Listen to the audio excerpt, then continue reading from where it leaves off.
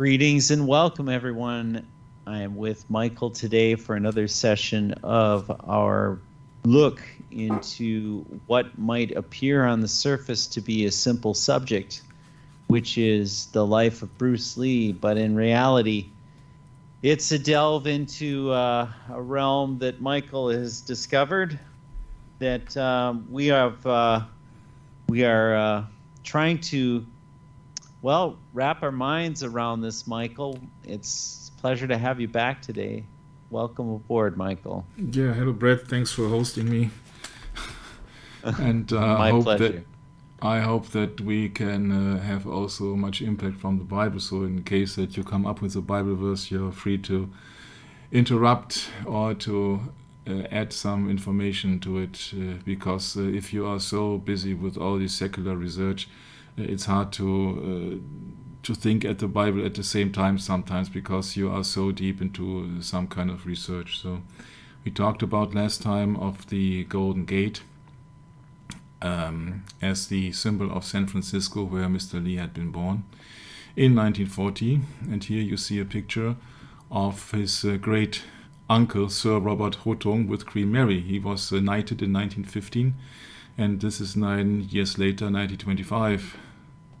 Don't come up with the idea that he was just a regular guy. I told you, all these people, they have certain backgrounds. His father being a famous actor in the Chinese opera. His mother coming from nobility in Hong Kong. So then let's just look what I have prepared today. Lee's given name, Hun Fan, was originally written in Chinese. However, the Chinese character was identical to part with his grandfather's name. It's too complicated to read this symbols. Yeah. So, family. Father and mother. Li Hoi Chen was a Buddhist. You know that I told you about this thing like a finger pointing to the moon last time, Brett? Mm-hmm. Yeah, that was coming from Buddha, and his mother, Grace Lee, was Catholic. Yeah, Knight of the British Empire's great uncle. You see, they were officially their family was Catholic. Lee's father was one of the leading Cantonese opera and film actors at the time, and was embarking on a year-long opera tour with his family on the eve of the Japanese invasion of Hong Kong. His father had been touring the United States for many years and performing in numerous Chinese communities there. Although many of his peers decided to stay in the United States, Li Hoi Chen returned to Hong Kong after Bruce's birth. Within months, Hong Kong was invaded and the Lees lived for 3 years and 8 months under Japanese occupation. After the war ended, Li Hoi Chen, I'm sorry if I mispronounce it, resumed his acting career and became a more popular actor during Hong Kong's rebuilding years. Lee's mother, Grace Ho, was from one of the well-teased and most powerful clans in Hong Kong, the Hotongs. She was the half-niece of Sir Robert Hotong, the Eurasian patriarch of the clan. As such, the young Bruce Lee grew up in an affluent and privileged environment. Despite the advantage of his family status, the neighborhood in which Lee grew up became overcrowded, dangerous, and full of gang rivalries due to an influx of refugees fleeing communist China for Hong Kong, at that time a British crown colony. Yeah, now the script has crashed. Grace Ho is reported as either the adopted or biological daughter of Ho Kom Tong and the half-niece of Sir Robert Hotong, both notable Hong Kong businessmen and philanthropists. Bruce was the fourth of 5 children: Phoebe Lee, female of course, Agnes Lee, female of course, Peter Lee, and Robert Lee. That makes the 5 of them. Grace's parentage remains unclear. Linda Lee, in her 1989 biography, that's the wife of Bruce Lee, said or quoted the Bruce Lee story. She suggested that Grace had a German father and was a Catholic. Bruce Thomas, in his influential 1994 biography, Fighting Spirit, suggests that Grace had a Chinese mother and a German father.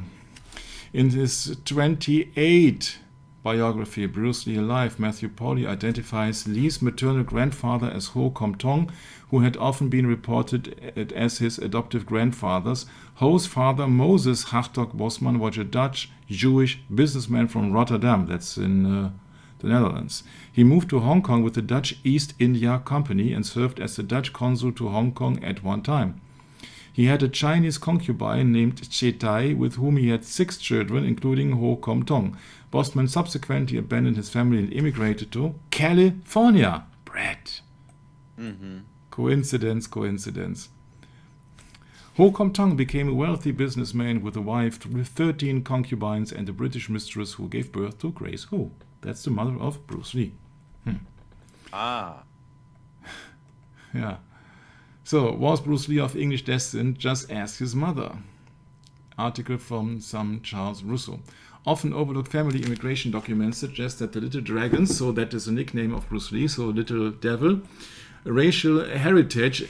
We are in the Christian program here, so dragon means Satan. Racial heritage has long been misunderstood. Lee Yun-fon, alias Bruce Lee, State of California, City and County of San Francisco, and his mother, of course. A photo of 4-month-old Bruce Lee alongside his mother just prior to his family departing San Francisco to return to their home in Hong Kong in the spring of 1941. Bruce's mothers belonged to an ethnically diverse and highly influential Hong Kong family. His mother stated that she was English on her maternal side. It's long believed that Bruce's ancestry was a quarter German, but now we have the claims, official at least, or forged or original, who knows, that she was English.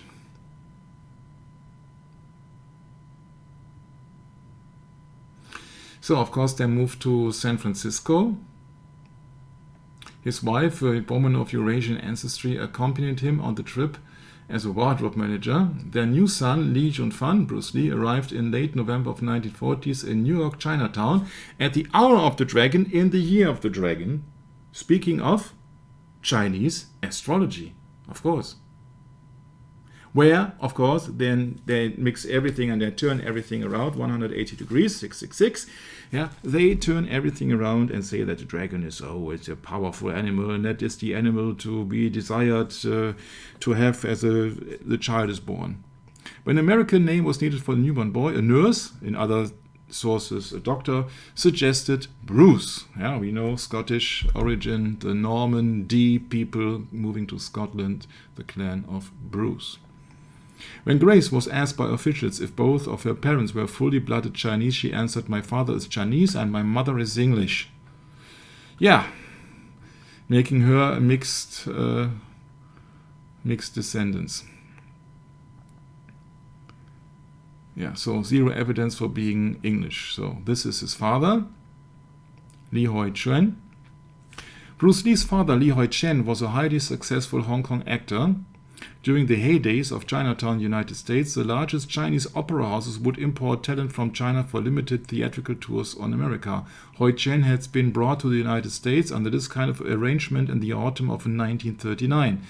At the time of Bruce's birth in San Francisco in November of 1940, Hoi Chen was completing a theatrical run in New York City. The mixed heritage was a notable factor in Bruce's life and likely played a key role in shaping his progressive worldview on race. During his youth, Bruce faced incidents of derision and exclusion on account of not being 100% Chinese. As a teen, he was banned from formal instruction with Hong Kong's Wing Chun, that's a Kung Fu variation, from Kung Fu master Ip Man, there where the movies been attached to, after classmates cited Bruce's Eurasian ancestry as being outside the bounds of acceptable Chinese martial arts custom. That's also the reason why he was challenged for teaching non-Chinese guys the martial arts later on in America by a certain guy, which name escapes me at the moment, or something with W. Maybe I can come up with later on, but you have to have so many things in your memory. So let's skip it. So that is seems to be an official document. A 4-month-old Bruce Lee prior to leave his birthplace of San Francisco to return to his family's home in Hong Kong. Through his mother Grace, Bruce was a descendant of a large and ethnically diverse Hotang Busman clan, a highly influential, wealthy and prestigious Hong Kong family. In this sense, Bruce's maternal family falls into a Kennedy or Rockefeller kind of territory. This is evident in not only the impressive power plays biographies of the family members that are profiled in Eric's book, but also in just how little attention is given to Bruce. Despite the extensive and detail-oriented research that is presented in this volume, the family's relationship to Bruce Lee, a global icon who has statues in his image on 4 different continents, is mentioned only once, as sort of a bemused side note. Maybe it's also the effect that he was just from Grace Ho, who was a concubine, and who was adopted and all this stuff. Nobody knows a thing. In 2010, Bruce Lee's distant cousin Eric Peter Ho published a book tracing my children's lineage, which analyzed the Hotang Busman's clan family tree in great detail.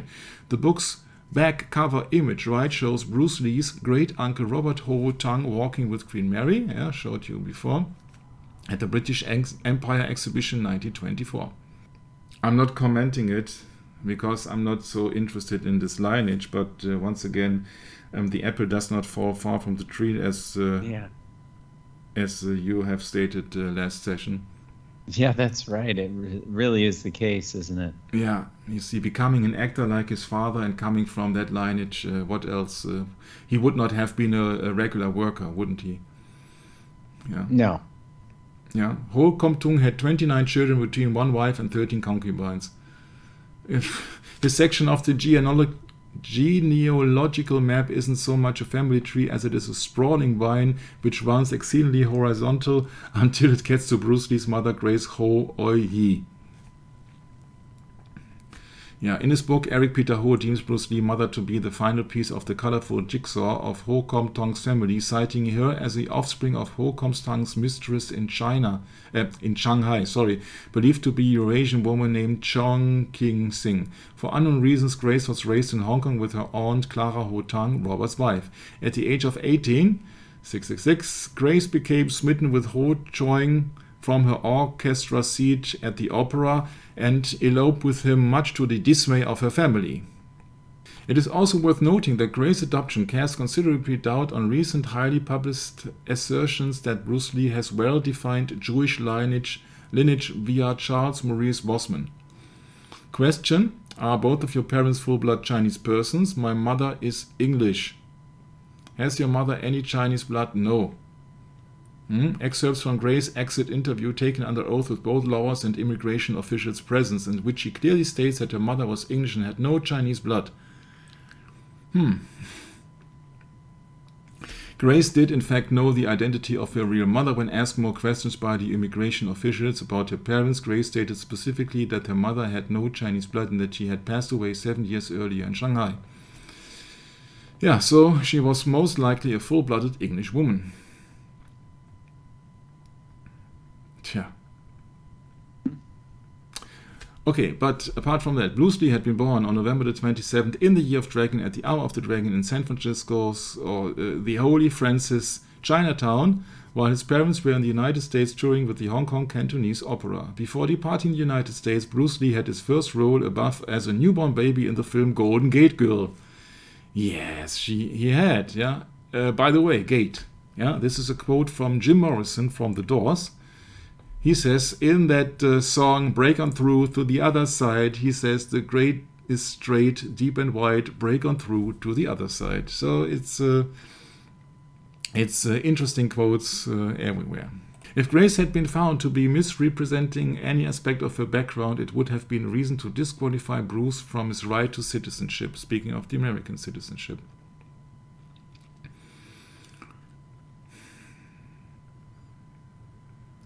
I'm not that much interested in all these nitty-gritties here.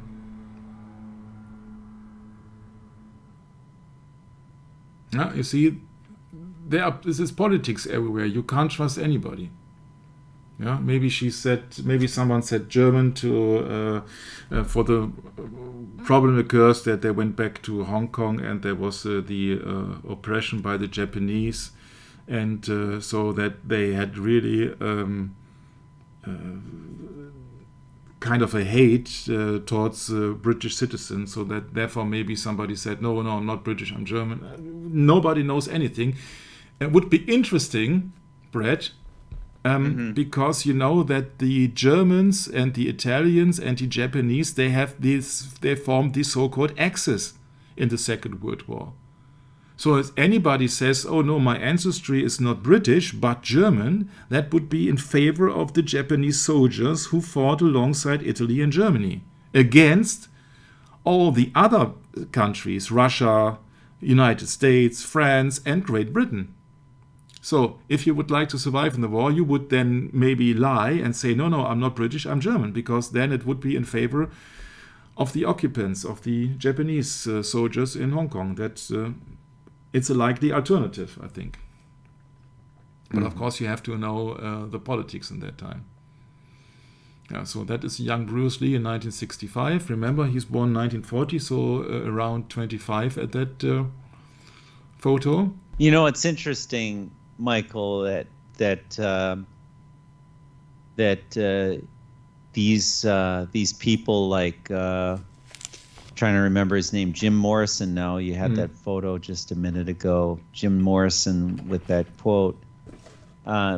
They are attributed with these sayings. Yeah, the gate is straight. Well, Matthew 7:13 says, "Enter ye in at the straight gate, for wide is the gate, and broad is the way that leadeth to destruction, and many there be which go in thereat."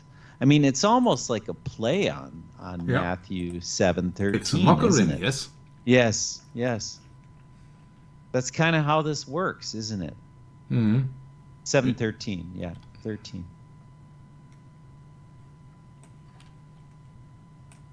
There you go. Yeah.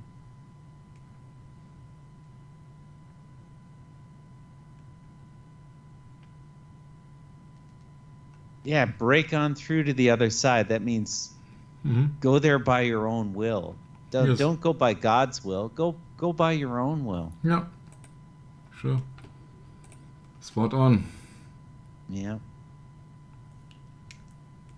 No repentance at all. Just, totally.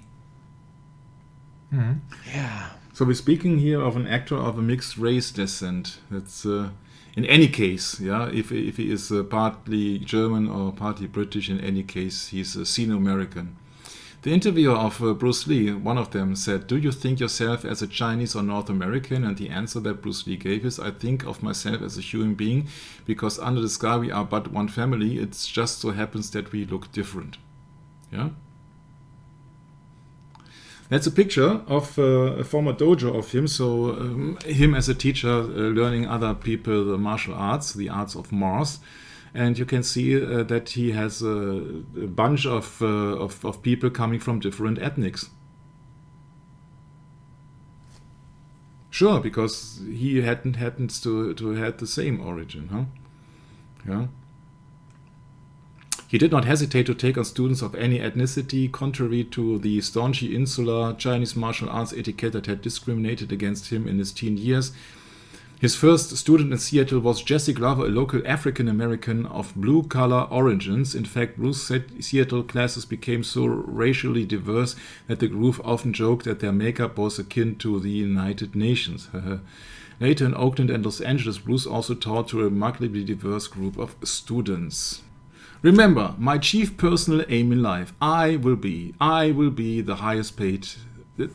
Just the first sentence, Brett. I will be the highest paid Oriental superstar in the United States. So to show everybody that he did make it. And you see that if he's coming from nobility on his maternal side from his mother, yeah, he had to achieve something, because even his father was a very prominent Chinese actor. I will have in my possession the sum of $10 billion US. Then I will live the way I please and achieve inner harmony and happiness. Yeah, you thought so, huh? Yeah, and therefore these pictures are no coincidence. You got the status symbol like a Mercedes-Benz, although that car has been ruined on the side fenders here. That you can also really see the missing color here in the side fenders. He's wearing expensive Italian suits. Yeah, but you see that Hong Kong is everything about money. And that's also what he promised his first love, that was a Japanese girl. And he said that, oh, imagine that we both have a great home in Hong Kong and we can overlook all the poor districts. Yeah, and his Japanese girlfriend said, are you not feeling ashamed of being that rich and nothing to do for the poor? And he couldn't understand it, because the only thing that he wanted to achieve is just to make it. And he had the same attitude in 1969. Yeah, that personal aim in life came from 1969. Yeah. And therefore, you see that if you are being raised in the United States, because at the age of 18 he left Hong Kong, that was in 1959. Yeah, he left Hong Kong and he then was in the United States. And it's also very interesting to learn that he was once a James Dean impersonator in Hong Kong. Yeah, so he was struck by the American way of life, of course. And then, yeah, well, he was between 1959 and 1970, he was in citizen and inhabitant. He was living then in California. Yeah, so the fornication of Cali. Or so. Yeah, so he was into fast cars. He had a buddy who drove a Shelby Cobra. He has another buddy who drove a Porsche. Yeah, and Bruce, Brett is now remembered to, oh Lord, won't you buy me a Mercedes-Benz? Yeah. Mm-hmm. From the author Tom Bleecker, who happened to be the second husband of Bruce Lee's wife, or then widow. As a quote of Bruce Lee, when the Rolls Royce arrives, I know exactly what I'm going to do. I'm going to drive down to the waterfront and call Roman Polanski and Steve McQueen on the car phone. And when they ask where I'm calling from, I say from the back seat of my Rolls Royce overlooking the junks in Hong Kong Harbor, unquote. I think that's straight in the face. Bruce Lee, holding a picture of the gold Rolls-Royce he ordered from the expected profits from Enter the Dragon. Prior to Enter the Dragon, which happened to be the last movie that he could complete, Bruce would often get giddy, and constantly talk of the Rolls-Royce to his actor companions John Saxon and Jim Kelly. In order to receive the car, he was put on a 6-month waiting list, but was over the moon, knowing it would soon be delivered. Alas, Bruce actually died before ever setting eyes on the car, and it was never delivered.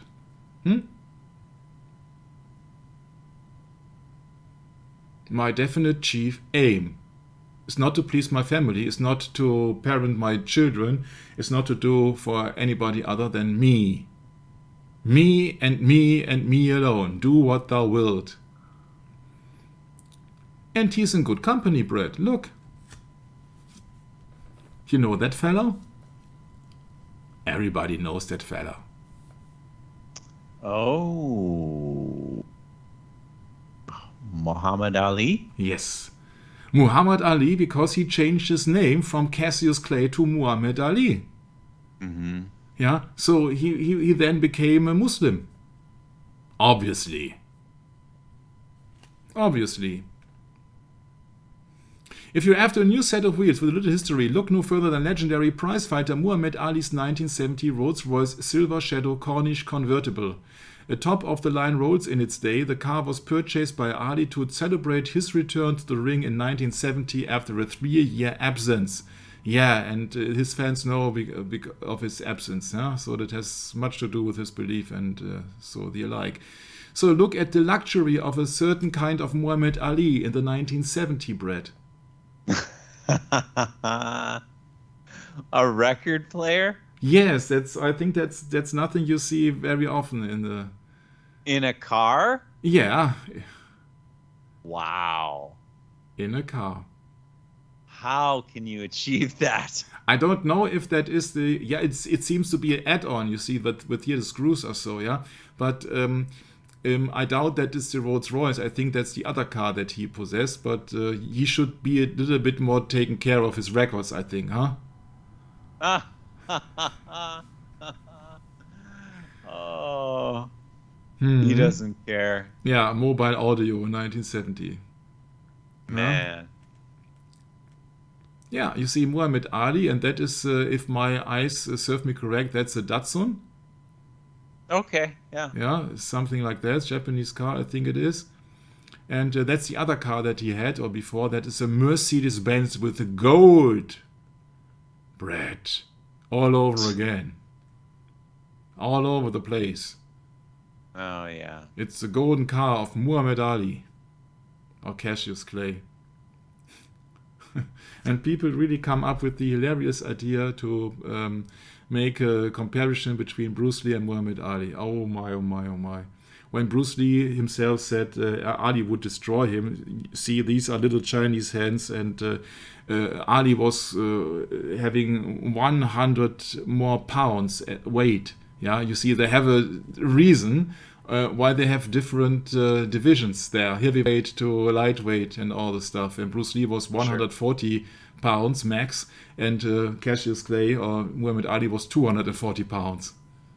Wow. Yeah. So if it is for a boxing ring match under severe rules and conditions, of course, Muhammad Ali has the size advantage in height, the weight advantage in pounds, and of course he has a bigger distance he can reach, and all the stuff. You see that in a boxing match, you see that if you got nobody knows what would be if Bruce Lee would kick him in the balls or so, but problem is that you can't compare two very different kind of sportsmen, and you should see Bruce Lee not as a professional fighter. Ali was a professional fighter. He knew how to cope with all the tension, the nervousness, and the real fight situation where you are in danger of being knocked out or being hurt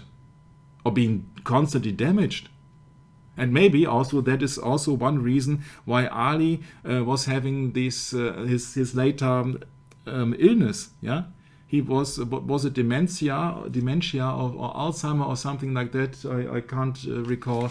But you see, if you're constantly being hit on the head, you see the difference between a 5'7" guy and a 6'3" guy is immense, I think. Mm-hmm.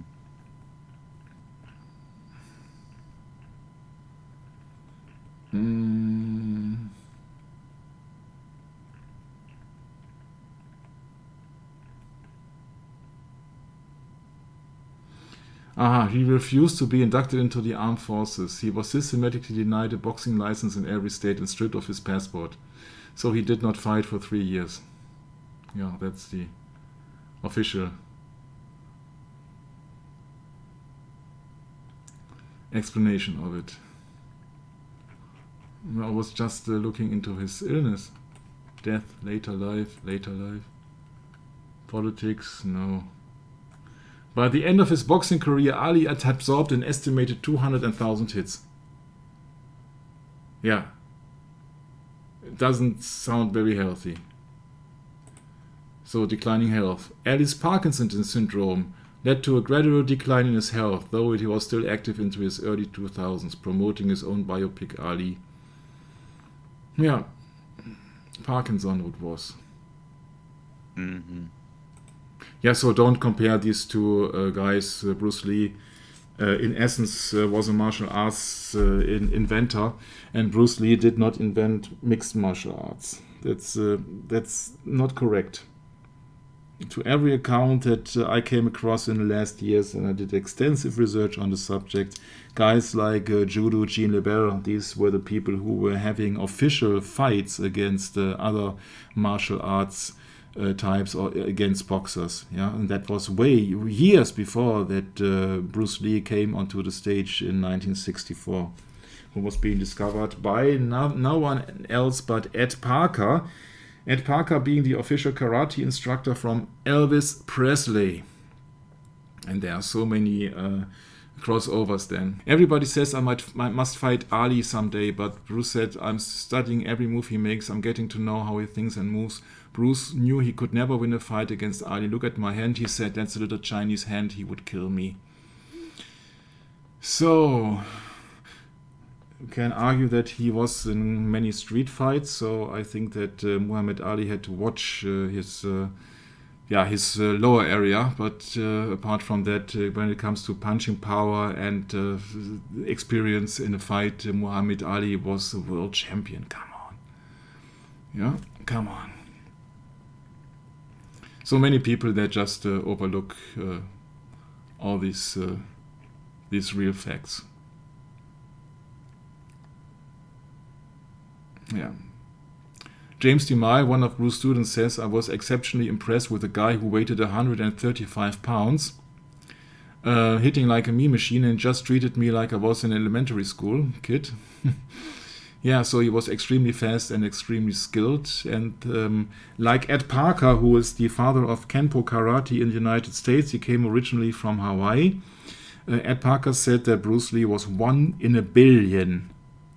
Yeah, there are many, many other people who really say that, oh yeah, he had so much skills, it was unbelievable. Nevertheless, he is a 135-pound guy. So that's if you have really skilled people like Ed Parker and Gene LeBell, they will tell you that Bruce Lee was excellent. Yeah, so it's no denying, actually there is no question that Bruce Lee was exceptional. Yeah, so that I said that he was an art actor, he wanted to make money. Yeah, but on the other hand, he was a skilled martial arts expert. He was not a fighter because in any case, he lacked the experience of being a fighter into a cage and all the pressure and all this stuff. And I personally talked to one of his students, and he says, yeah, he was extremely great. He had a extreme punching power in his fists, and it happened to be that I was on the receiving end of it. But although he had very great capabilities, extremely speed, and he was hitting like a kind of a heavyweight, the problem is that no one knows how much he could cope. Yeah. So what happens after you got a punch? What happens after you get kicked in the head? What happens if you get a kind of a knockout hit by Muhammad Ali? No one knows. Yeah. So it's not only the problem how fast, how accurate, and how powerful you are, but how much you can take in, and that's the fact that these Bruce Lee's fans always overlook. And there are some people out there who say that, yeah, he's got very, from his stature and from his physique, he could not take so much hits. And that maybe he's got a fragile chin. Chin. Yeah, maybe he's got a fragile chin. Yeah, so one strike of Muhammad Ali coming in with force of 100 of newtons in force. Yeah, so that's it. It does not matter if your name is Sugar Ray Leonard or Bruce Lee. Yeah, if somebody hits you right in the jaw, Brett. Yeah. Yeah. That would do it for him. That will do it. So it's nothing to take away from Bruce Lee. He achieved extraordinary feats in his life, but he paid the price. And we will soon find out why. Yeah. So all these rooftop fights and all this stuff, you see that is really not to be taken seriously, because if you just fight in the age of 15, it has nothing to do with a real complex situation 10 years later with different circumstances. Yeah. So there were fights and Bruce Lee won them all. Wong Jok Man was the guy he was challenged. Yes. Yeah, the people that were in high praise, they say that he controlled me like a baby. I couldn't do anything with him at all. He didn't really have to use much force either. He just sort of body controlled me. I lost to other people before, but not in the way I lost to him. He dominated the action completely, calling all the shots like it was a game. I couldn't sleep that night. It seemed as though everything I've done in the past was obsolete. He countered everything I knew without really trying. It was really frustrating. So after Ed Parker's karate tournament, Bruce Lee and Dan Inosanto, that's one of his students who later was one of the very few official teachers of his own mixed martial arts called Jeet Kune Do. spent a lot of time together, sometimes just walking and talking or exploring old bookstores. Inosanto took over Taki Kimura's role and helped Bruce give demonstration in the, Brett? San Francisco area. Aha. See? You come back to your birthplace.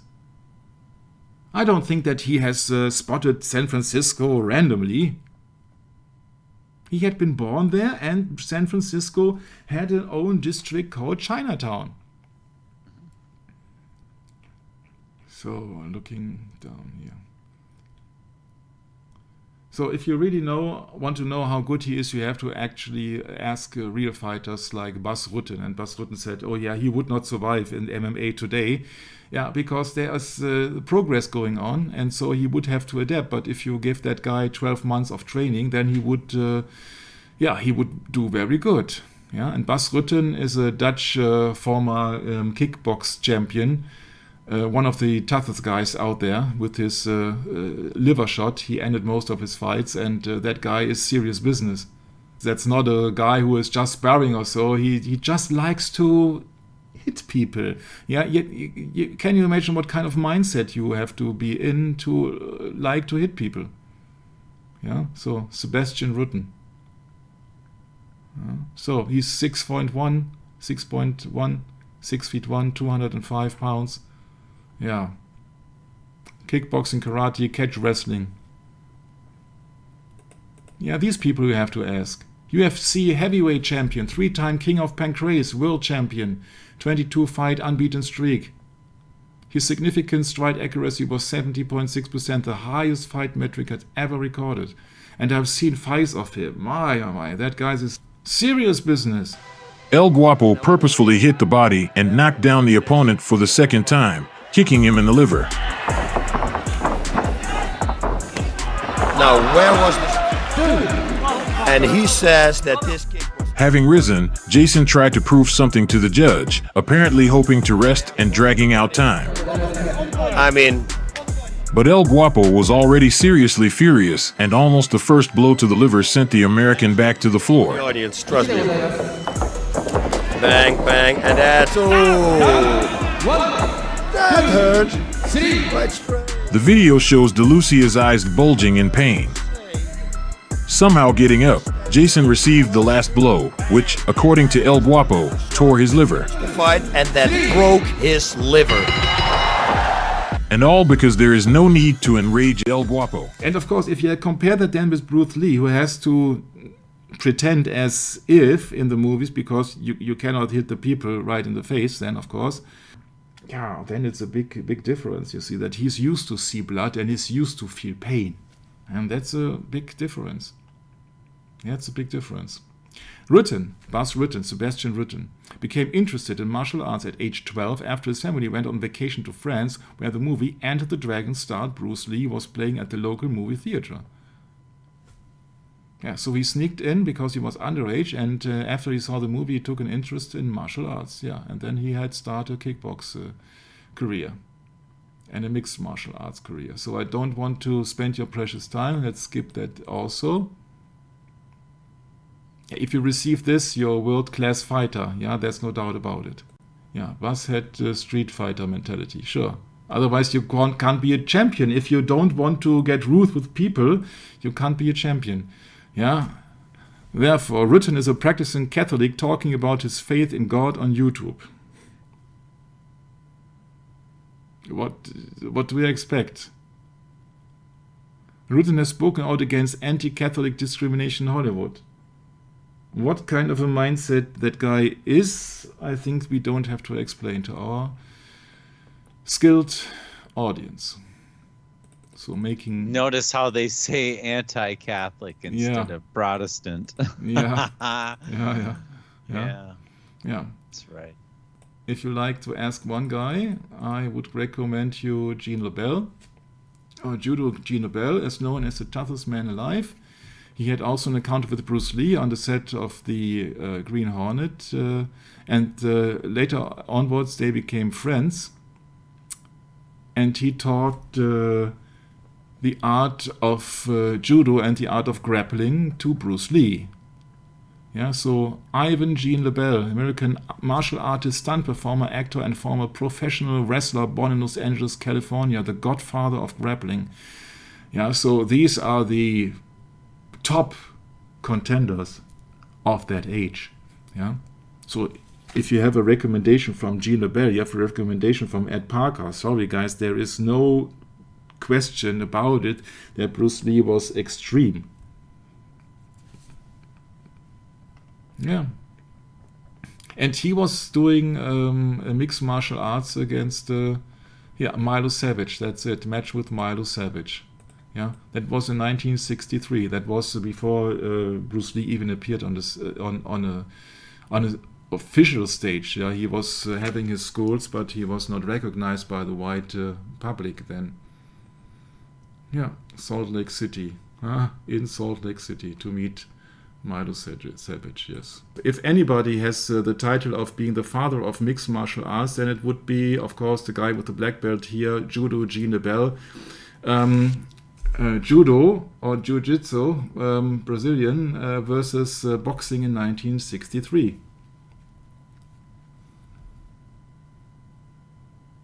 Yeah, it looks lame, but...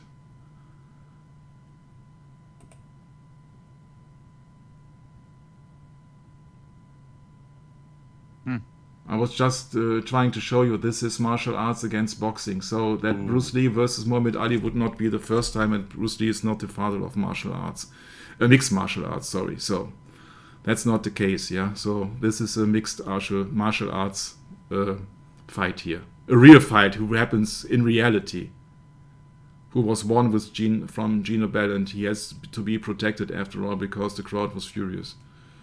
But that's just that's that. Yeah, there's Louis Delgado. These are all these real karate practitioners in these point fighting style. They had karate these days. That was very prominent in the United States, hence because Ed Parker and the like, they taught it. But that was a point tournament, so they were not fighting until somebody was bleeding or giving up or so, but they were just heading for points. And so if one touches the other, they score a point. So it's not about hitting somebody right through the face or injuring somebody. It was just around points, and so about points, and so therefore these people who are participating in it, they will be seen as not real fighters by the majority of people, like guys like Louis Delgado, guys like Chuck Norris, guys like Joe Louis. But Delgado, for example, he was winning over Chuck Norris. Yeah, I have seen so much things, and Louis Delgado also said that, allegedly said that Bruce Lee was the greatest fighter he'd ever went up against. Yeah, of course, in a sparring match. Of this extremely prominent fight of Chuck Norris against Bruce Lee in the Roman Colosseum. Isn't that interesting? And we will go to Rome in some of the sessions. Isn't it interesting when then Bruce Lee is killing the American karate master Chuck Norris, who in reality was a multiple world champion in karate in that time that movie 1972 was being published. Isn't it interesting that in that movie, if you tossed it around, in a Roman Colosseum, where Christians have been slaughtered in the past, an atheist is killing a creationist, because Chuck Norris is being prominent of being evangelical. Isn't that a coincidence? Yeah, next one is coming up, Benny Urquidez. Brett, I can think of you that having a hard time because you do not know Benny Urquidez. Benny Urquidez, in my humble opinion, one of the all-time best fighters in the world. He's coming from the United States. His nickname is the Jet, and he has won, with one exception, I think he has won all his fights. He was close to the stature of Bruce Lee. He was 5'6", 145 pounds. Yeah, 63 wins out of 67, 1 loss. Yeah, that's from another world. Yeah, and so all these people, they have been introduced to martial arts by Bruce Lee. Son of a wrestling mother and a boxing father. His parents are of Spanish, Mexican, and Blackfoot Indian ancestry. Yeah.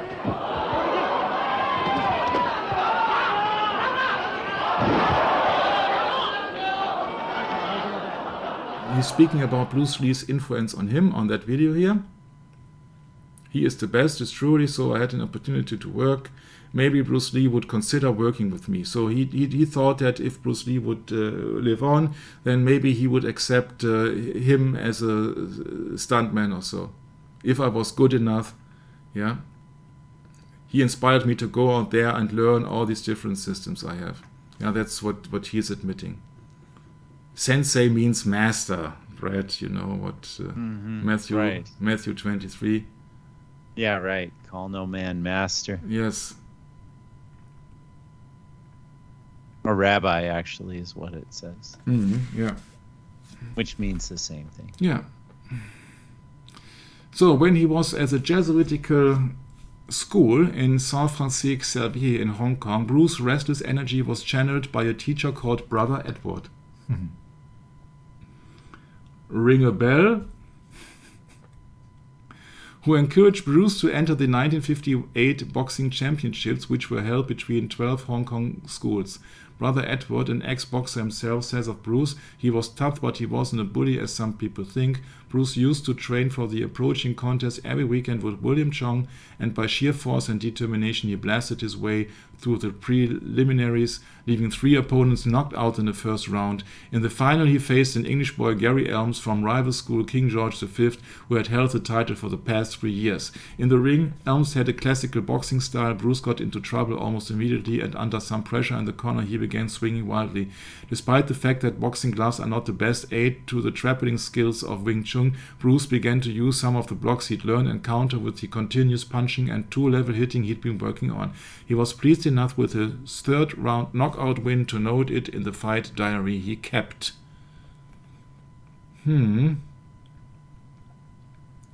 back to the path of the material way, in Tom Bleeker's book, Unsettled Matters, The Life and Death of Bruce Lee, on page 89, we find that interesting quote. In the scene of the movie The Way of the Dragon, which resembles Chuck Norris as well, in which Bruce and his leading lady Nora Miao are walking over a bridge. In the distance is a picturesque setting of lush gardens and pristine waterfalls. Nora pauses to admire the scenery, then explains how the gardens had been built by an ancient king for his queen. It must have cost a lot of money, she sighs wistfully. He must have really loved her. How do you like it? Bruce, and you have to remember now, I have to learn, Brett, that Bruce was not only the actor in that movie, but also the director in that movie for the first time. So he could write his own verses also. Bruce stared briefly at the gardens, then looked at Nora indignantly. A big waste. All of this. In Hong Kong, I would build on it, make money. In essence, Bruce's words aptly describe the basic principle underlying the making of Game of Death: build on it and make money. This garden was built by an ancient king for his queen. The time and money it took to build all this, I think he must have really loved her. Are you married?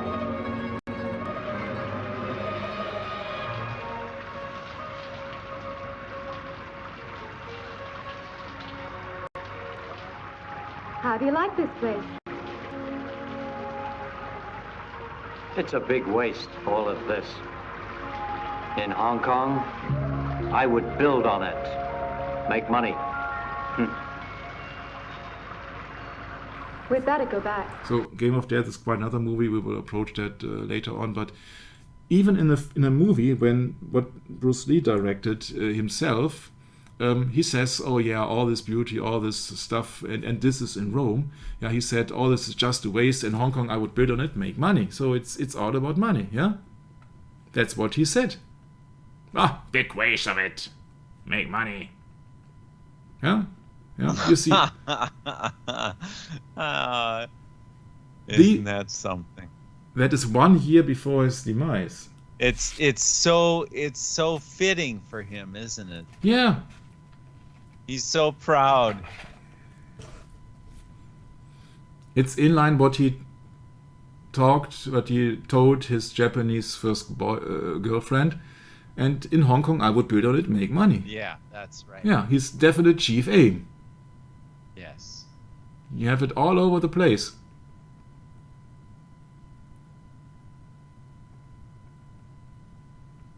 Yeah, and people, they do not know what everything is about. And Bruce Lee, I think that either he didn't know or he did not care, but he's always showing up the sign of the horns. Yeah, but which usually people say, oh yeah, it's okay. Or if you think about San Francisco in the 60s, they would say, oh, it's called peace. But what kind of peace? It's peace of the evil, wicked people. Yeah, and that is what people do not understand generally. Yeah? That's not peace. That means a complete satanic world, and then it's peace for Satan. Yeah? So Satan has no opponents then left over. That's peace. That's their kind of peace. Yeah, but it's a sign of the horns. And he's not alone in it. He's not alone. But he wants to have, he wants to have money. He wants to have power. Yeah, make it. Yeah, there are certain other forms of the horns. Yeah, that is not I love you. If it is I love you, then it means I love you, horned one. Yeah, I love you, Satan. Yeah, that is Francis. Yeah, you see that guy. Yeah, named after Francis Xavier, who moved to Asia. And afterwards, they have founded that city and in the west coast of California, so where they have the fornication with Kali in the Kali age. After, of course, Francis Xavier from the Jesuits. And that was the name of the very school that Bruce Lee was being a pupil of. What a coincidence. You'll find more coincidences later. Yeah, we're assuming everyone knows about Jorge Bergoglio, aka Pope Francis, his background being from Argentina, being the head of the Jesuit order, the provincial. If you know anything about the provincials, he had a lot of power within the hierarchy of the Catholic Church in Argentina, and he oversaw the dirty war of Argentina. Mm-hmm. So when he was elected Pope, it was a move to protect him and also honor him at the same time. Protect him from the civil authorities who were actually looking into the matter. And once he was taken in by the papacy, they could not prosecute him. So they actually elevated him to the status of Pope. Do you know that it's called Latin America for a certain purpose? Yeah, that's where all these Spanish and Portuguese yes, conquistadors, so the conqueror, they came and they robbed and they killed all the inhabitants or enslaved them in Paraguay, where the first Jesuitical provinces were. And you know that the capital city of Argentina is Buenos Aires.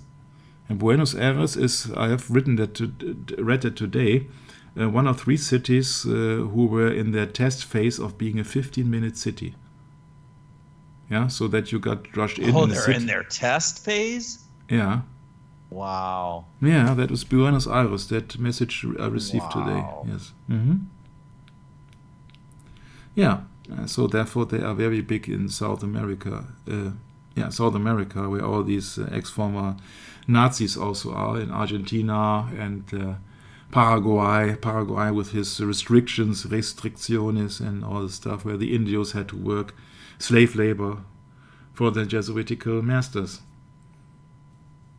Yeah, that's their kind of peace, huh? Oh, yeah. It's a big piece, a big piece of the whole pie, Yeah, Satan thinks he owns the world.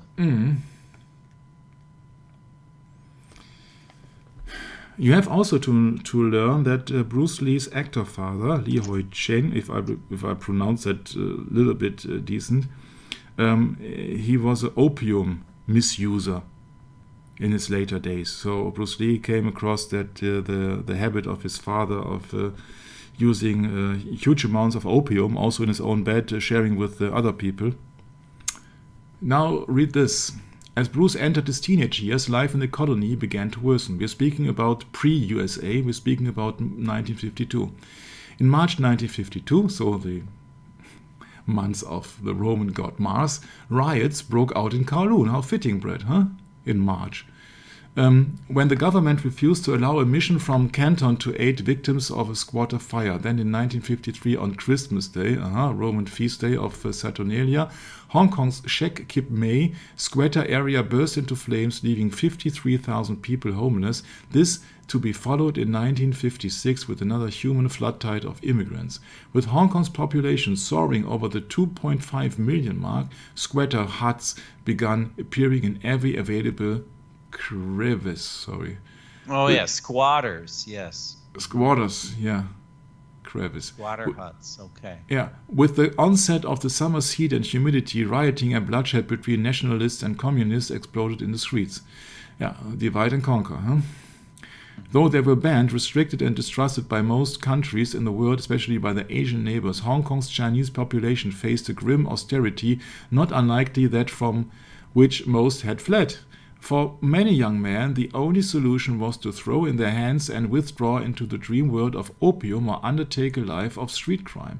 Back in the late 1950s, Bruce Lee's prospects weren't much better. There was no money to be made in the martial arts, and as far as pursuing an acting career in Mandarin films or excelling in education, the outlook was even more dismal. Fact, in Hong Kong, a man's self-worth is directly proportional to his ability to make money. I read that sentence again. In Hong Kong, and I think that's not only restricted to Hong Kong, in Hong Kong a man's self-worth is directly proportional to his ability to make money. To understand the driving force that propelled Bruce Lee from the cradle to the grave, it is imperative that one heavily underscores the supreme value he placed on the acquisition of the almighty dollar. The reason is simple. Hong Kong has always been a city where money is God. Yeah. What kind of God? Mammon. Throughout Hong Kong, gaudy signs of success have always been plentiful. Pink Rolls Royces and pink mink coats, jewel-encrusted gold watches, private nightclubs that charge businessmen $1,500 just to sit with a hostess for several hours, personalized license plates with lucky numbers that cost car owners up to $175,000. The world's most expensive office building cast in marble and glass at a cost of $1 billion. Hong Kong is a city where a handful of mega-rich Chinese move from one social excess to another. And I have to add that Mr. Blicker, who has wrote this interesting book, he was also in Hong Kong, so he does also know that from practice. So, no wonder that Bruce Lee was having then Italian clothes and Mercedes-Benz, which was what we have discovered almost brand new, because that's him in 1972 in Hong Kong, and the car was just being introduced in 1971. So that was the latest in fashion. Yeah, Bruce Lee's signature metal sunglasses. Brioni, that was the Italian manufacturer also for James Bond. Above all else, Hong Kong has always been a place where business takes precedence over every other human pursuit, where success is measured by the number of cars, furs, oriental antiques and diamond one owns, and by the height at which one lives on the peak. How one obtains his money is of little importance to the people of Hong Kong. That's what I always tell people. Yeah? They don't care if it is of money laundering, of what else. They don't care as long as there is money.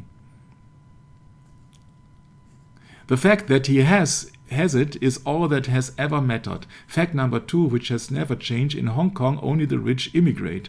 To fully discern the total picture of Bruce's childhood years in Hong Kong, one cannot ignore the fact that he was born in San Francisco and, consequently, was legally an American citizen by birthright. To be a Chinese-American citizen living in Hong Kong in 1940 to 50s made Bruce Lee worth his weight in diamonds. In the final analysis, he didn't need school and he didn't have to saddle up to anyone, be their family, friend or foe. Like the prodigal son, all he had to do was return to the place of his birth and claim his inheritance. Understandably, this rare title, this semblance to European royalty, contributed to Bruce's cocksureness because it made him a big man in many circles and with many Chinese, for with his eventual passage to the United States, others could follow in his wake, either by marriage or sponsorship, which several family members later did. By the mid-1950s, triad crime was completely out of control, and the Hong Kong police commissioner, under strong pressure from London, remember occupied then by the United Kingdom, organized the Triad Society Bureau. Almost overnight, the British administration launched its first earnest war against the triads, arresting more than 10,000 triad members. Many were imprisoned, others deported, while the majority entered a system of police supervision similar to probation. As a matter of policy, before a Chinese citizen was allowed to leave Hong Kong Island for the United States, the individual had to obtain from the police department a certificate clearing them of any police criminal record. When Bruce applied for this certificate, the police informed him that he was on a known gangster list. And watch out the next sentence. It took considerable doings to clear Bruce's name before his departure. And now you have to remember the status of his father and you have the status of his mother, huh? Yeah, he was on a gangster list because he was constantly been hitting other people and having street fights, and the rumor has it that he also injured one triad gang member. And I think that by the number of the triads in these days, that is just most likely. But these considerable doings should ring an alarm bell that he was just having some kind of relations. Yeah. Before he left the United States, Hong Kong, he managed to become the Crown Colony Cha-Cha Champion of 1958, which is, in my humble understanding, also one of the reasons why he was so prolific in his martial arts, because he knew how to dance, he knew how to shuffle, he knew how to keep balance. Prior to leaving Hong Kong, Bruce had to apply to the local police station for a certificate to clear him for immigration. There he found that both he and Hawkins Chung were on a blacklist of local troublemakers.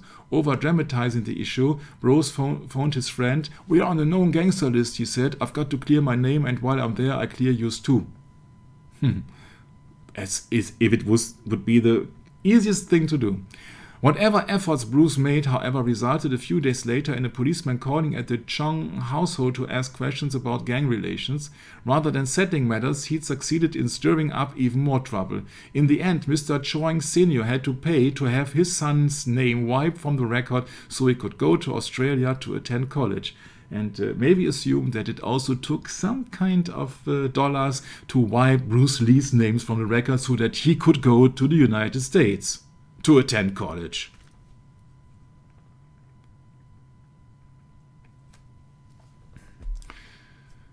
At the time, the triads were all over and would pick people to join them. Bruce Lee and I had bad records, so he had to do a lot of explaining because we were not part of the triads. We had just fights and had been in trouble, that's all. He had to explain to the CID that we were not triad people. So Yip Man cleared his name, so that was his kung fu teacher, which is world famous, of course, because of the Donnie Yen movies, Yip Man. In one movie, you see Donnie Yen fighting an older Mike Tyson. So he could have a good citizenship record to show it to the Americans. This is a picture of late 1960s. Yeah, of course, with the United States pentagram. And with son Brandon. And Brandon was born beginning of 1965. So that picture must be close to 1970 somewhere. Yeah. If you know that Bruce Lee was mainly an actor and he invented new martial arts, you have to consider one thing. He did not want to make it for the mammon, as he was from Hong Kong. So everything that he did was in for the money to become famous. And the most likely thing was to be in the footsteps of his father. So he had a certain amount of roles before he even left Hong Kong. So therefore, you have to take one into consideration. It's all in for the money. It has nothing to do with realism in the movies that he did. It's all about showing off. It's all about having extreme skills. And it's all about presenting him as a kind of a Superman. Yeah, so that's why he is mimicking screaming of animals, and he's just rubbing his nose as if he cannot stand his opponent, and all the alike. And see what the world does with people who are just worshipping the golden calf or mammon instead of the creator god. Yeah, they are building statues all around the world. This is in the Federation of Bosnia and Herzegovina, and I think that the majority of people does not know where that is. That is from... yeah. Huh. You Good know. point. Yes. Okay. Well, you know, Yugoslavia. Yeah, spot on, yes. Mm-hmm. Yeah, that's Yugoslavia. I was there. I was there in 1989, actually. Oh, yeah, that has been my split brother up. brought me there. Yeah, Yugoslavia has been split up to Serbia and Croatia. Yeah. So in 1990 they had, or was it 91? They had the war, Croatian War. Yeah.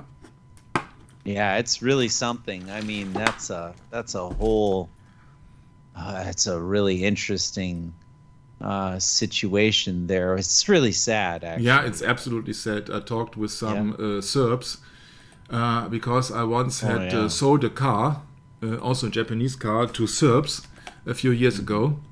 And they say they were under heavy suppression of the Croats, because the Croats are the Catholic part. Yes. Yeah. Exactly. Yeah. Exactly. Yeah. So they are under heavy. Yeah. This is Bosnia and Herzegovina. Yeah. That was former Yugoslavia. Here it's now Serb and Croats, and in the middle is then Bosnia and Herzegovina, to divide and conquer. You see. Sure. Of course. Yeah. As always. As always. Yeah. As always. Okay, so that is a depiction here of Bruce Lee as an idol. It's larger than life, of course. He's on a pedestal. Huh? And that is a more recent picture. You can easily depict it. Yeah, he's got also his own star, pentagram, of course. Yeah, 5 times I will. That's extremely fitting, because it's also the 5-pointed star of the God of Mendes or any other cult. Yeah, these are other statues all around the world, if I remember correctly, on 4 continents, for a guy who just happened to reach the age of 32. It's the best when they die young, because they remain a popular idol for the youth. Yeah, they will never get old. Yeah, so all around the world you find these statues, and the biggest one, of course, you find where, of course, in Asia, and where in the Bruce Lee paradise. Yeah, and this is more than larger than life. Yeah, this is a god. This is godlike. Yeah, the biggest Bruce Lee statue in the world, 18 meters high. 18. Ah, sure. 3 times 6, like Fridays for Future. Mm-hmm. Yeah. Right. And now you know why I went into the Golden Gate Girl last time, because GGG, Golden Gate, is 777, and Fridays for Future is 666, and 18 meter high resembles 666. 777 would be 21, wouldn't it? Yeah. Strange coincidences, no? But it's just only conspiracy. Oh, yes, Corona. Yeah, Only that's conspiracy. Yeah. Certificate of V. Identity. Yeah. You see, that's just the world runs on how to say that. The blood of the saints and the martyrs of Jesus.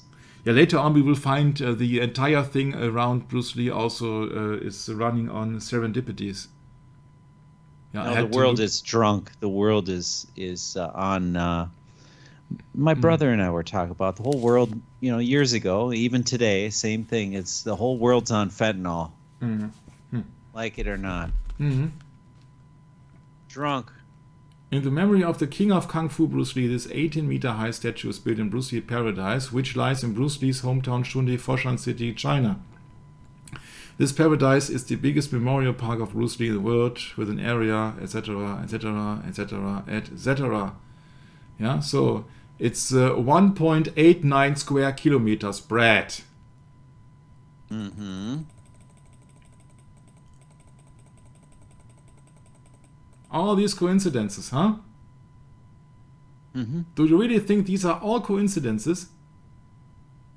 80-meter statue in 1.89 square kilometers. If you really think that is all coincidence, then yeah, I'm sorry. As a centerpiece of Bruce Lee's Paradise, this last sculpture has earned a reputation for the sculptural community, this colossal statue. Remember that the Colossus of Rhodos was once one of the 7 world wonders, depicting Helios, I think it was. Let's look it up. I don't want to spread any false information here. It's very hard these days. So Colossus of Rhodos. Okay. Colossus of Rhodos was a statue of the Greek sun god Helios. Yes. On the city of Rhodes. Like Rhode Island, huh?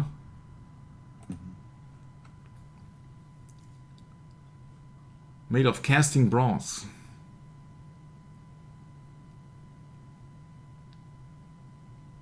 Paradise means the Garden of Eden. Yeah? So he's Kung Fu Jesus, as we once said. Yeah? East of Eden.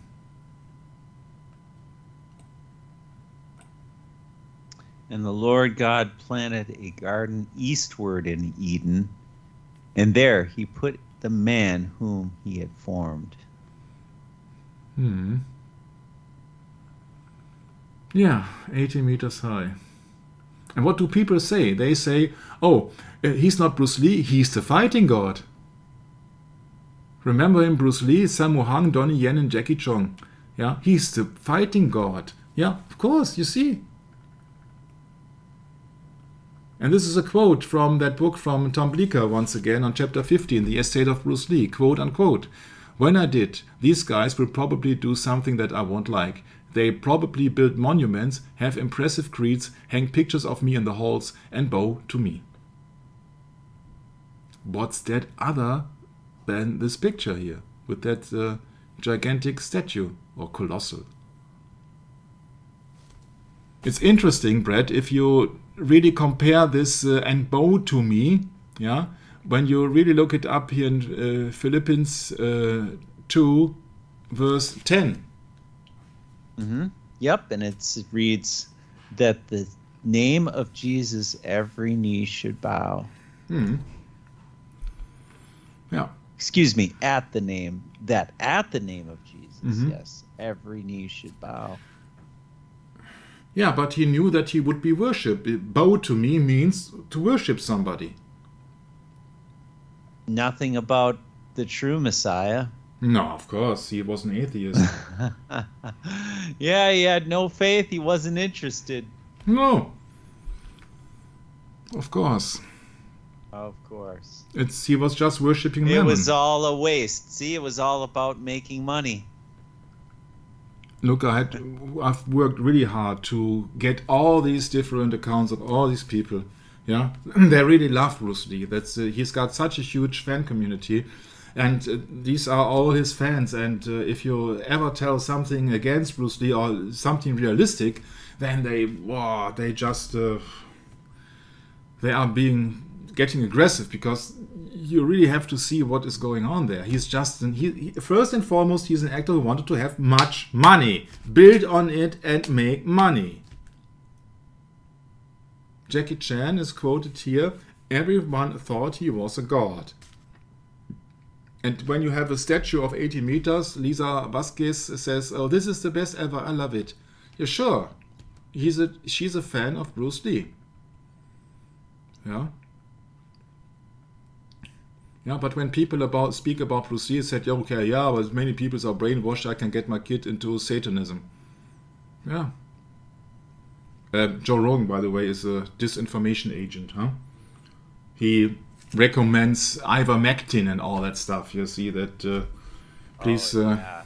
He's into pharmakia. Yeah. He's just playing... Big time. Yeah, he intentionally misleads people, too. Yes. He was talking about how there's this agenda going on in the United States, or someone was talking about an agenda in the United States where they put these litter boxes in the bathrooms of the schools for children that want to become a kitten or a cat, and it's all a lie. There's no truth behind it. Yeah, that's Joe Rogan. Yeah. Yeah, look at the signs that he's waving, and he's also just an actor. He's a very skilled martial artist. I have seen his kicks. He's tremendous. Yeah, but of course he's into martial arts. He's into the arts of Mars. You know, he's a controlled opposition. You see that if he recommends, and he said that he took ivermectin, which I do not know if that is real, then that is his his issue. Yeah. He signed a deal with Disney. He appeared in an NBC show. Yeah. He was he's doing whatever it takes to get attention. He's getting lots of attention. That's what he he's wants. very, very prominent in these circles, yeah. Very prominent. Very prominent. He promoted Ron Paul and Donald Trump and all that stuff. You'll see he's part of the system. He promoted the isolation tank invented by John Lilly, used by Peter Gabriel, by the way, also. He was used as control opposition during this ritual. Criticized by Anthony Fauci. Yeah. Oh, of course. But it's just a play. Of course it is. It is just a play. Yeah, so it's just a golden calf, once again. Everywhere. Yeah. And he's been presented as superhuman speed. I have to admit he's extremely fast, but superhuman means God, huh? Look at the size. And he was being called the little dragon. But the great dragon is called the devil, yeah? So the little devil means the servant of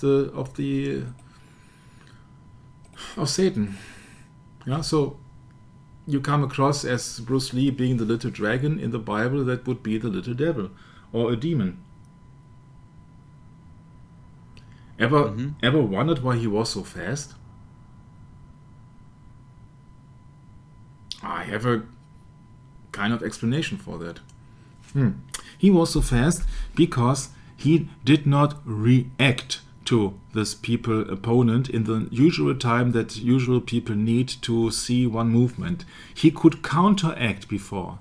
In my humble opinion, self-defense never works. Self-defense means that you attach yourself to the actions of the aggressor. So yes. You never have the advantage. Yeah? You're always on the receiving end.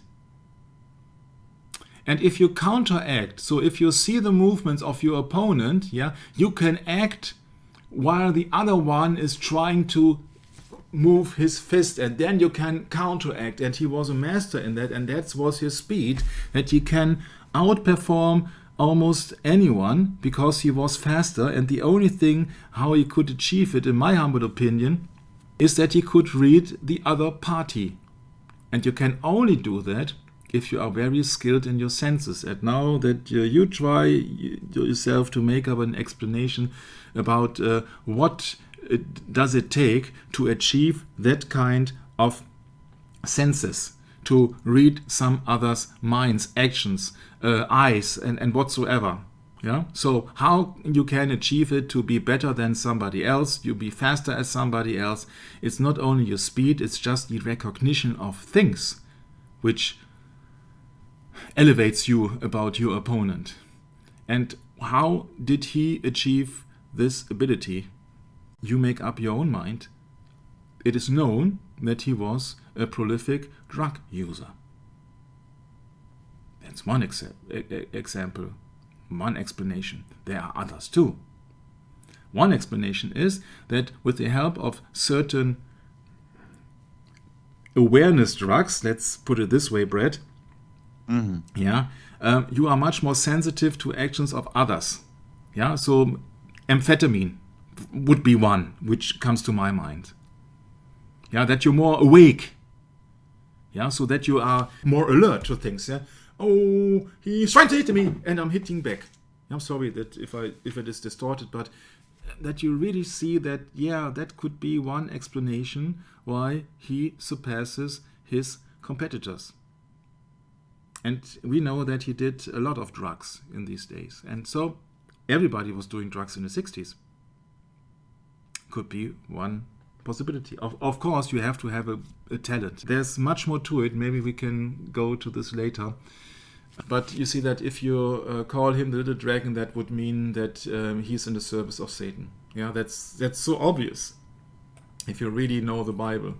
And once again, he was being educated as a Jesuitical school. I do not know if they read the Bible in the Jesuitical school. Maybe they avoided it at any cost, Brett. I do not know. For example, he went straight out to buy a Porsche even though he couldn't really afford it. Well, I'll tell you, Michael, if there's any sort of Jesuit influence on a teacher, it doesn't need to be a Jesuit school. If the doctrine that the teacher is teaching came from the Jesuit order, it's still a Jesuit teaching, isn't it? Sure. Fair enough, huh? That's the difficult thing with all of this, is that you don't have to be a Jesuit. You just have to believe and teach what they teach to become of the same mindset. It's just as simple as that. I told you that he had a Japanese girlfriend. Yes. In the United States. That's Amy. And Amy said, I remember one day near the end, Bruce asked me what he could do, what would win me over, and I thought about it a long moment, and I said, quite honestly, match my grades. Is it that what I wanted to tell you? I guess what turned me off eventually was that Bruce was not as broadly educated as I was, and that he was fixated on just the physical aspect of life. There was far greater problem of Bruce wanting Amy to follow the Asian tradition and live out her life as a devoted lotus blossom.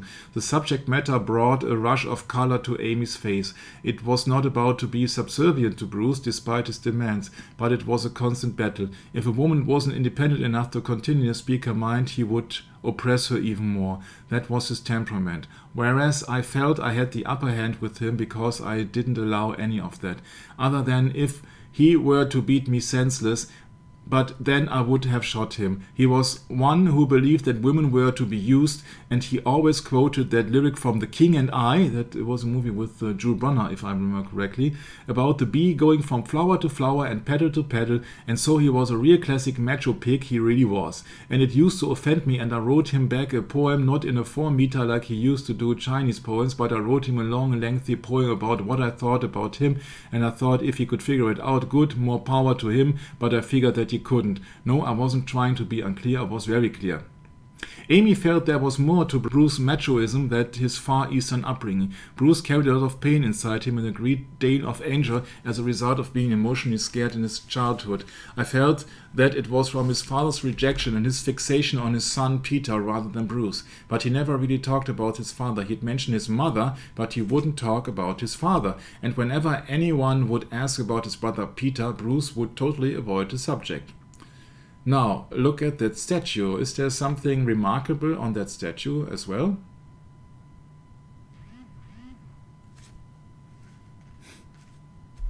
What about the right fingers? Pointer finger? Yeah, it's the devil's horns. Yeah? At least there's one finger drawn in, and not 2 fingers usually, but nevertheless, you see, you can count it also. So that is not, it's not the usual kung fu pose with a tiger claw. So yeah, that's my point. Mm-hmm. But these people do not notice it, and as long as he's been keeping alive, you see that he's the same club as Elvis Presley, Marilyn Monroe, and James Dean. Yeah, you see the sign of the horns also been Coming from Italy, President of Republic Giovanni Leone makes the horn gesture towards a group of students in Pisa who wished him to catch cholera. And that sign, many Italian parents told their children, is a sign of protection against evil. Oh, What a joke. What a lie. Yeah, what a lie. I've heard that one before, I'll tell you. And look in comparison, this from Game of Death. Sign of protection. Yeah, bogus. Look here in comparison. What's that? That's quite near the same. Right. Yes, it is. And that's not a tiger claw. Yeah? So I do not know when he came up with that, but I recognize that quite early on. Of course, he wanted to make money, he wanted to make big, and so that he would do everything in his abilities to achieve his goal, his prime goal. And as he does not believe in God or the Bible, and he does not believe in anything but himself, he would use anything because he was superstitious. Mm-hmm. He even had a feng shui mirror in his house and all this stuff. I have read so many books, so that you see that he does not believe in God, then he does not believe in Satan. So therefore, why should he not flash Manu Cornuta, the devil's horn? Other people do it also in power, you see? Italian president of the Republic. Huh? So he is in the circle of Satanists without maybe even knowing it, but that's a sign of the horns. And they will explain it. No, that's Karana Mudra, a gesture with which demons are expelled. Can you read that, Brad? Oh, yeah. Oh, that's a good one. That's a good one, yeah. So I enhance it a bit. A good lie is what I mean. It's a good lie, yes. Yeah, and 666 really is Vitarka Mudra, intellectual argument, discussion. Yeah. Oh, intellectual, huh? This is just exoteric, yeah, for the people who are just too superficial to know. But Bruce Lee used satanic gestures all over the place. Oh, what's that Mundra? Isn't that what the Chancellor for Germany does all the time? Yeah. That's. There are certain things. This stuff, yeah, I don't know. The ex-chancellor, yeah. So this is all BS, yeah. Sorry. Yeah, so getting to a book from Taxi Mars, who happens to marry the relative of Alex Jones, I think. So also controlled opposition. A book from Codex Magica. There are certain versions of the devil, El Diablo, yeah, Lamborghini Diablo, you know, the sign of Satan, the horned god. There are several versions of it, yeah, with the thumb in, with the thumb above, and the thumb. Well, that's across. one. And Jorge Bergoglio is doing there. Yeah. Mm-hmm. Yes, of course. Yeah, the bushes, and I do not know the bushes, how often the bushes. And of course, you see these Padmasambhava, the founder of Tibetan Buddhism, showing the Karana Mudra. Yeah, they think that is a part of their. Of course, it's a part of their god. Mm-hmm. Right. Yeah, images and idols. Yeah. A sign of the horns. Images and idols. Yeah. In Indian classical dance, it symbolized the lion. In Buddhism, it's been seen as an apotropaic gesture to expel demons. Yeah, you see, when you believe in Buddhism, then you believe in expelling demons and removing negative energy and warding off evil. What does that mean? That you are flashing these signs who are actually satanic signs, and you are attracting the satanic side. So that's what is happening with Bruce Lee. And if you now think that, oh yeah, that explains his early demise at the age of 32, well, you wait. That's a very complicated matter. But once and for all, if you believe not in the God of the Bible, but in the and then you believe not in Satan, but you are superstitious, then you believe in gestures who could expel demons, Brad. Sure. And that's what Bruce Lee did. A satire, which means somebody who cannot get enough sex, and has something to do with Saturn, of course, satire, showing the corner, Mano Cornuta, the corner sign, plagued by a North Italian artist, late 15th century. And this sign is more than 2,000 years old, way more older than this. Yeah. So many people were starting it. Beatles were doing that. Misrepresented the sign "I love you." Yeah, sure, but it's "I love you, Satan," once and for all. Frank Zappa, Kiss, yeah, Marlon Brando. Ronnie James Dio was known for popularizing the sign in heavy metal. He claimed that his Italian grandmother used it to ward off the evil eye, which is known in Italy at Malocchio. Dio began using the sign after joining the metal band Black Sabbath in 1979. I think that was quite a few years ago. Yeah. Michael, did you just say his satanic grandmother? I thought I heard you say his Italian. Really? His Italian grandmother. Yeah, it might be both right. I do Slip not know. of the tongue there. Oh, I'm sorry. I'm really sorry. I did not want to have anything. I don't know. It just sounded like it. Yeah, we will check it out later. I'm not yeah? sure. I'm sorry. It's No. It's close to 11 p.m., so that could be me. Well, there's this conflict that's been going on for a very, very long time. I mean, I'm sure there's a lot of Italian people that are very, very upset over the Pope and the papacy and all that too. So it goes both ways, man. It's so obvious. You see that this girl, is not a Christian girl. Look at her outfit. Yeah, she's depicting like she's dressed like a whore, and she's dressed in black. So come on, how hard can it be? Right. How hard can it be? And I do not know how she is, but I feel sorry for her. Yeah. So I don't care who she is, but you see that's always the sign of the horned one. Sign of the horn, gesture used in criminal gang. How could that be?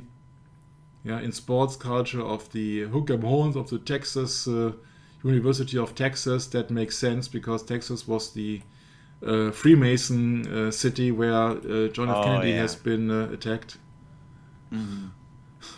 And so on and so on and so on and so on and so on. Yeah, and the smarter it's called the Lone Star State, Michael. Yeah, Texas. Thanks for reminding me. The Lone Star State. Why could they stoop to that low? But you see that we are talking about the early 1970s here, or the late 1960s. Yeah, so everybody was in that peace movement. Yeah, so and everybody thought, peace out, bro. Without ever knowing what they are doing. That's the same, but it just only uses other fingers, but it's actually the same. Wow. And if it is Bruce Lee or Michael Jackson, you see, the V sign, the victory for Satan, asked Winston Churchill. And now you see, I have long searched for that picture here. That's a picture of Bruce Lee and Chuck Norris in the Colosseum in Rome. And I would think that there are some Italian people, maybe, who have talked to him and said, we have a special arm gesture here which expels evil and protects you and all the stuff. And you see that during the movie shot of Way of the Dragon, which is Way of Satan, he's flashing the Manu Cornuta at Chuck Norris. This is not a kung fu move. And this is coming from Italy. Officially, it is on gravestones of the Etruscans 800 for Christ. That's the official Wikipedia explanation, if I remember correctly, but you can look it up.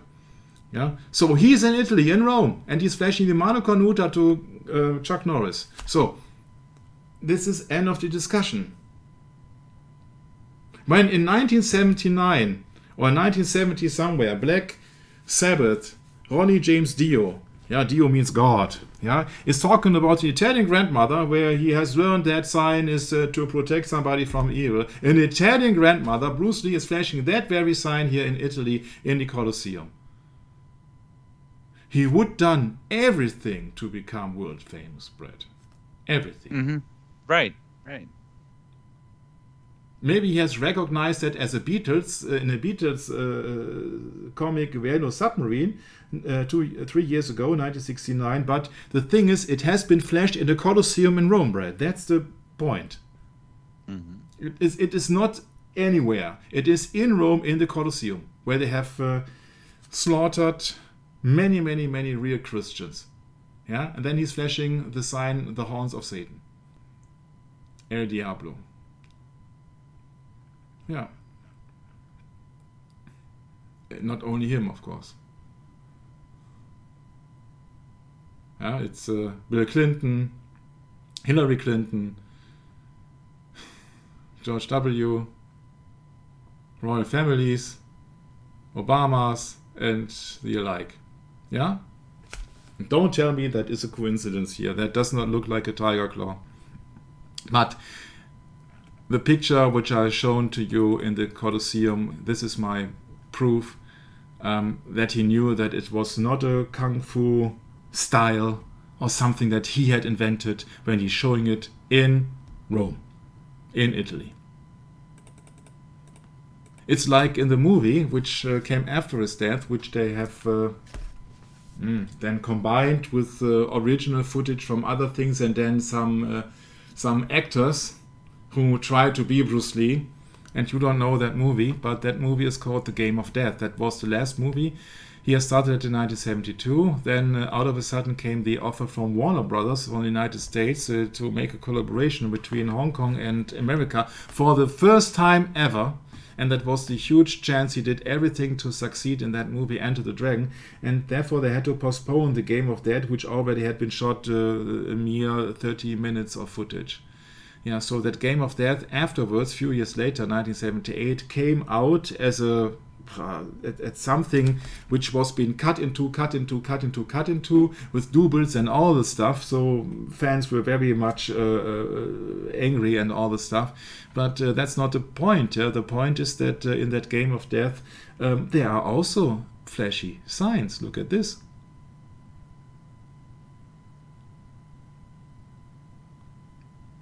That actor Hugh something, he said, yeah, if you don't want to pay us as the mafia protecting you, we had a similar case in London where a rock musician did not want to obey, and from one day to another he had a few fingers less. Yeah, and then he comes up with that. That's Manu Cornuta. That's the same symbol. And that guy also has a stick. Look at the stick here. How obvious must it be? Mm-hmm. Yeah.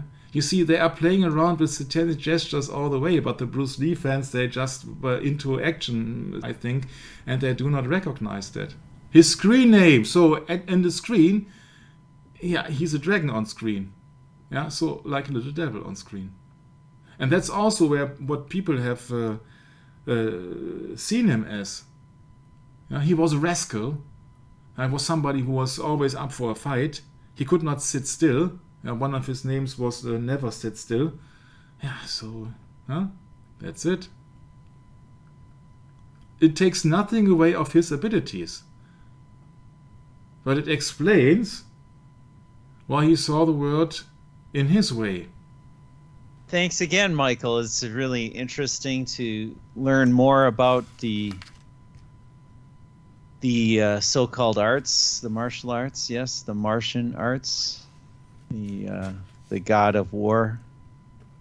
Yeah, it's a troubling thing when you recognize that, when you're young, these things that are so easy to fall into and put on a pedestal and all that really are there to keep you from recognizing your true purpose in the faith of Almighty God, and that He created all things to serve His purpose, not our purpose, and that our purpose is corrupt at times and needs to be fully discerned. So there is a transformation that occurs within one's life when you turn over who you are and what you've done to the Messiah, and you have him take a wrecking ball to what you did. And it's a painful thing to endure, but certainly I believe it's worth it. I believe it's worth giving up on the self and turning to our Messiah, who can and will have grace and mercy with us. And certainly, yeah, there's a lot to learn from these things of the world. And they're there for a purpose. They serve a purpose. And Michael is giving us Ecclesiastes chapter 1, verse 2. Vanity of vanities, saith the preacher. Vanity of vanities, all is vanity. And that pretty much sums up what we just went through with Bruce Lee.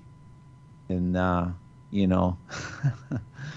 coming up with all these different things that he would say to his lovers there. I mean, don't you think this is beautiful? Ah ha ha! No, it's a big waste. I would make money with it. Yeah, I worship Mammon. Yeah. Well, Bruce didn't live very long, did he? He lived a short life because he got himself in a lot of trouble, I guess, Michael. So, looking forward to continuing in the script with Michael in the next sessions to come. God willing, we'll get there, and we hope that our listeners will come along with us. And I'm sure there's going to be a big surprise coming up soon. Many surprises, as usual. Thanks again, Michael, and God bless. And I hope everyone out there is doing well despite the circumstances. And my hope and my prayer is that we can all endure together through the hard times ahead. And God be with you out there. Stay safe, and Maranatha.